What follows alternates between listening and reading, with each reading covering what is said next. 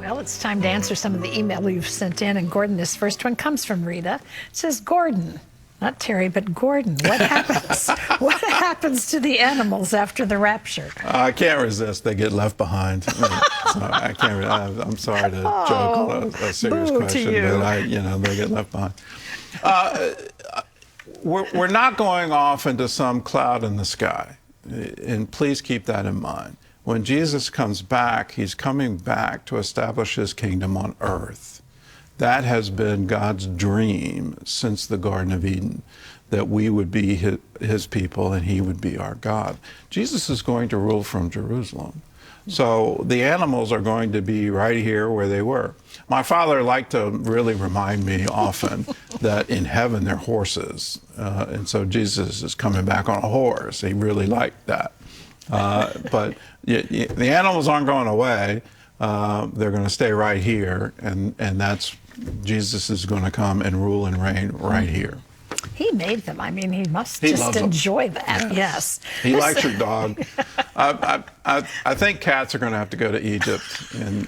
But yeah, I Florida Direct. What? No, I love my cat. We better stop the answer to this right now. This is Laura. What about chipmunks? I don't know. This is Laura. She says, my church has an annual craft fair where vendors set up their booths in the sanctuary. Many are not believers, nor are the wares they sell Christian items. Is this consistent with Jesus driving the money changers from his Father's house? I know the church does good for the community with funds raised.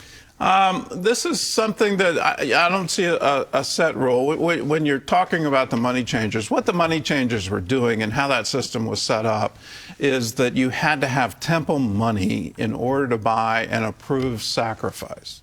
So you couldn't bring your own lamb. You had to pay for it with temple money. And what the money changers were doing is exchanging your, I guess, secular currency for temple currency.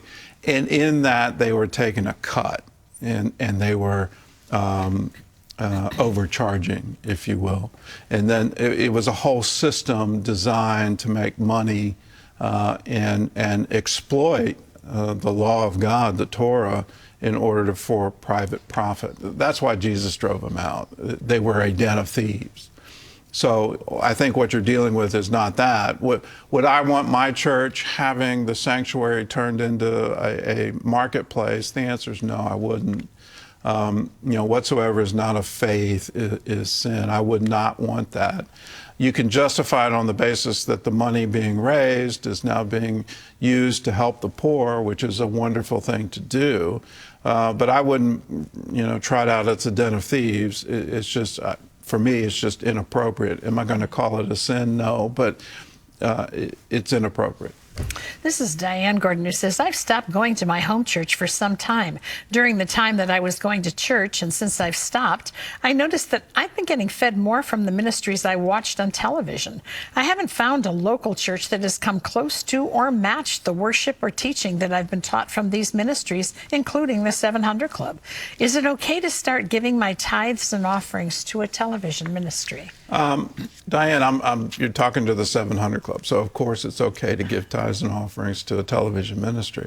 I have heard the teaching, and I've heard it repeated again and again, bring your tithes to the storehouse. The storehouse was part of the temple, therefore the storehouse is now the local church.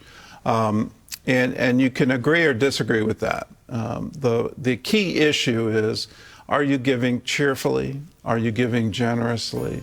And if the object, the recipient of your gift gives you joy and you're doing it cheerfully and you're helping people, well, that's really all you need in the New Testament. Be a generous and be a cheerful giver. When you start identifying it as an evil force, that sickness is evil, you're putting it in opposition, the kingdom of darkness versus the kingdom of heaven. When you visualize heaven, in heaven, is there anybody sick? And the answer, no. Is there anybody poor? No, they're not. Is anybody lonely? No. Is anybody depressed?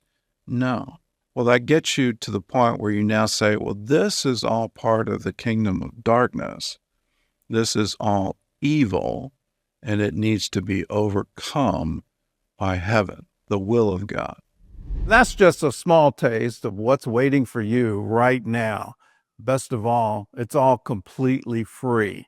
Just click the button on the screen or go to the link in the description and sign up for your free CBN Family account today.